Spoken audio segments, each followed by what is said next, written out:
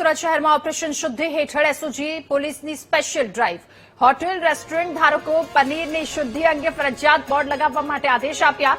શુદ્ધ અને analogue પનીરના board ફરજિયાત રાખવા માટે આદેશ આપવામાં આવ્યા. શહેરમાં હોટેલ રેસ્ટોરન્ટ સહિતના ખાણીપીણીના સ્થળો પર તપાસ હાથ ધરાઈ તો રીચી રીચ, લાપીનોઝ, ટાકો બેલ, બર્ગર કિંગ, કેએફસીમાં એસઓજીના દરોડા તપાસ કરી રેસ્ટોરન્ટ સંચાલકોને 10 એપ્રિલ સુધીમાં નોટિસ બોર્ડ લગાવવા સૂચના આપી છે અને જો બોર્ડ નહીં લગાવાય તો 10 લાખ રૂપિયા સુધીના દંડની કાર્યવાહી કરવામાં આવશે.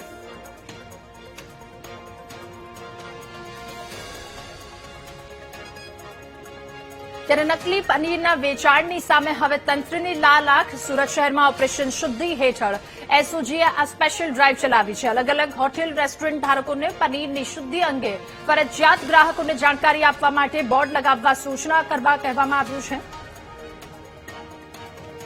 એસઓજીની પૂરી ટીમ અને ફૂડ સેફ્ટી ઓફિસર્સની મહાનગરપાલિકાની ટીમ આજે અલગ અલગ રેસ્ટોરન્ટ રીચી રીચ, લાપીનોઝ પિઝા, ટાકો બેલ, બર્ગર કિંગ, કેએફસી, મસાલા કિચન, લા કાફેટેરિયા, ફલાફલ આ બધી જગ્યાએ જઈ અને કયા પ્રકારનું પનીર વાપરે છે એનું બોર્ડ લગાવેલું છે કે કેમ તે ચકાસણી કરવામાં આવેલ અને તે લોકોને 10 તારીખ સુધીમાં આ બોર્ડ લગાવવા માટેની કડક સૂચના પણ આપવામાં આવેલ અને 10 તારીખ પછી જો બોર્ડ નહીં લગાવવામાં આવે તો એ લોકોને 10 લાખ સુધીનો જે દંડાત્મક કાર્યવાહી કરવામાં આવશે એ પ્રકારની સૂચના આજે આપવામાં આવી છે અને આ તમામ જગ્યાએ જે છે ચેકિંગ કરવામાં આવે.